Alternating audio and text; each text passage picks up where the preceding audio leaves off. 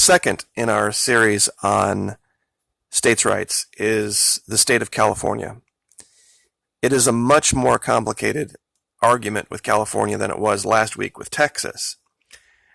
California has it written right into their own constitution that they are an inseparable part of the United States. It's literally against their constitution to even attempt to secede.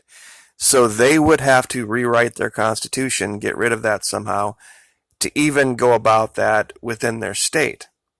Which is why I have always alleged that everything we do needs to be predicated around the idea of de facto actions.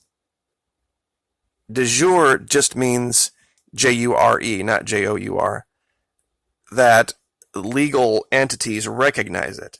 Well, when you're under the boot of a legal entity like DC, they of course are never going to acknowledge freedom. If the people that came to this new world and founded the United States had worried about de jure status, they would have never been anything but criminals to the crown in England. That's why they had to fight for it. That's the case. This idea is laughable to me of getting together a constitutional convention, going and asking DC's permission to secede. It's just insane. You might as well just get together a bunch of prisoners and have them go ask the guy in charge of the prison if they could just be let go because, gosh, it's the nice thing to do. It's not going to happen. When you begin operating in a de facto state, meaning that no matter what they think, we're going to do what we're going to do. And we're not going to worry about their courts. We're not going to worry about their legal statuses. We're just going to go forward on our own. If that would be done en masse, then it would just naturally follow that the legality of things would have to follow the fact on the ground. That's how this country was founded. It just had to be so. Simply defeating Great Britain in that war didn't make us a nation in law. It just means that a bunch of colonies got together and won a military conflict.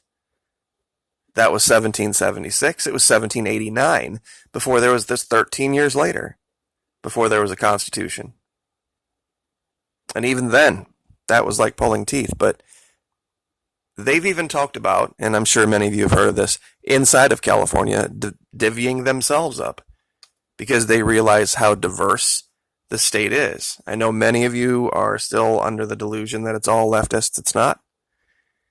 It's a sad thing to see people that just take the anecdotal evidence from online news sites with an agenda, and then they take that one little thing and they use it to broad brush the whole state. This is the same mental deficiency, the same cognitive bias that made people think that the entire country of Venezuela was eating pets. It's insane. You take one or two pictures of something, and then you write a whole bunch of language around it to make it seem as if it's the norm when it's really the exception. For years, the conservative movement has accused the left of doing this, of saying, they're a vocal minority, and they're just using the media to make people believe they're more than what they are. Right. But when it's other issues, why is that something that's not recognized? That tactic and that technique can be applied across the board to anybody or anything they want to demonize. One of the things that a lot of people that come to my channel are like, well, California has those illegal sanctuary cities. Let California do whatever California wants to do. That's up to the people of California and their governor. The only people that should ever have an issue should be, I guess, the people of Oregon to the north with their border with them, Nevada, and Arizona. Those would be the only three states that might make an allegation that they might have an interest in this. And in the vast majority of policy decisions, Oregon and Nevada and Arizona get along with California. But nobody in Missouri has a right to say shit about what goes on in California. I'm sorry. It's just, you don't. I'm in Florida. Not my problem. Not my monkeys, not my circus. And that's kind of the function of, national world news instantly around the globe, making as if it's your business. Good fences make good neighbors. I'm a big fan of that.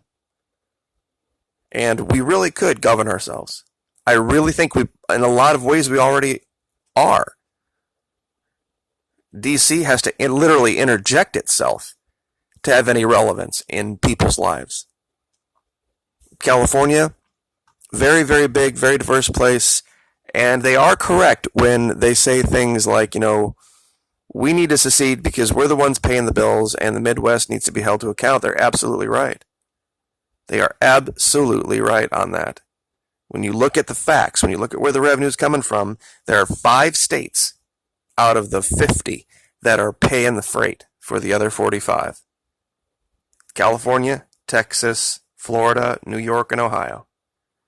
Those are the 5. New Jersey maybe could make that argument to get lumped in with New York. And that's it. The vast majority of the other states take more from the federal government than they put back into the common kitty, so to speak, which is another great thing. If we would all move away from DC and then try to operate on our own, the proof would be in the pudding. The reality would, come out. California would become insanely wealthy, so would Florida and Texas and New York, and a lot of places out in the middle would collapse because they just don't create the revenue to even support themselves. California, I think, would be number 5, 2.8 trillion in GDP. You could add up Michigan, Indiana, Illinois, and Wisconsin all together, and they wouldn't even come anywhere near that. Electronics, technology, agriculture, they pretty much have it all. And you can look up the actual boring statistics, but, it's a beautiful place. And I know there's all sorts of people probably going to comment, oh, but the news said this immigration problem and this other and that other. And yeah, I could pick any state you want. I'll go find the inner city slum, the worst city, and I'll say this is in this state and this represents the way things are in this state. And I can do hours and hours of video. Wouldn't matter what state it was. Rhode Island, Iowa, Idaho, wouldn't matter. That's just how big and diverse our country is. And this is the link here. I'll put it down for you guys to look at, where they talk about the Constitution of California, stating that they can't, it's not legal for them to secede. And there's quote, there's no legal basis for a state to secede from the Union. The U.S. Constitution, A4S3, has a procedure for adding new states or subdividing existing states, but both require Congress to consent. But there is no procedure at all in the U.S. Constitution for a state to secede. That's my point. It's going to have to be de facto. There is no legal basis for it. That doesn't mean it can't happen. Texas v. White, 1869, Supreme Court of the U.S. that ruled that states cannot secede. What does that make you? That makes you a slave. If you just go with the U.S. Supreme Court.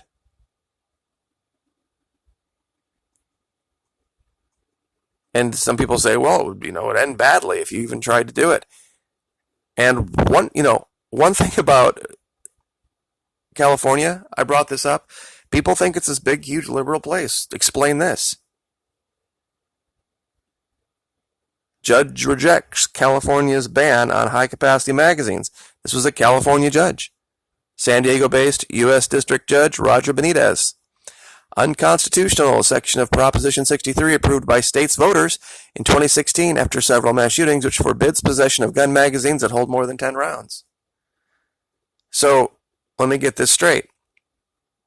The people of the state approved a proposition and said, this is what we want to do. And then a judge said, no, The feds have a different stance on this. Any ruling where it's the opinion of the federal government that supersedes the will of the people needs to be shot down. It needs to be brought to the forefront, and people need to make a big deal of it, because it's a huge deal when stuff like that happens. It should never be that the will of the people of a state, I'm not talking about elections, I'm talking about stuff like this, Proposition 63. Whether you agreed with it or whether you didn't agree with it, it went before a vote in the state, and the people approved it. And this tiny minority of these gun rights groups petitioned a single judge to override this. That is not states' rights. That is not how things are supposed to happen. And this really doesn't matter whether you agree with the high-capacity magazine or you don't agree with the high-capacity magazine. This is about the people of a state making a decision and a judge saying, no, you can't do that. That should never be the case. Ever be the case. The people are the final arbiters and authority of what direction they want their region, state to go in. Period. This is completely a terrible, terrible decision, not because of the effect of it, but because of the precedent that it sets. So I will leave it there. But California, a complicated situation, very capable of standing on its own, but there's a lot of work that needs done. Like, share, subscribe.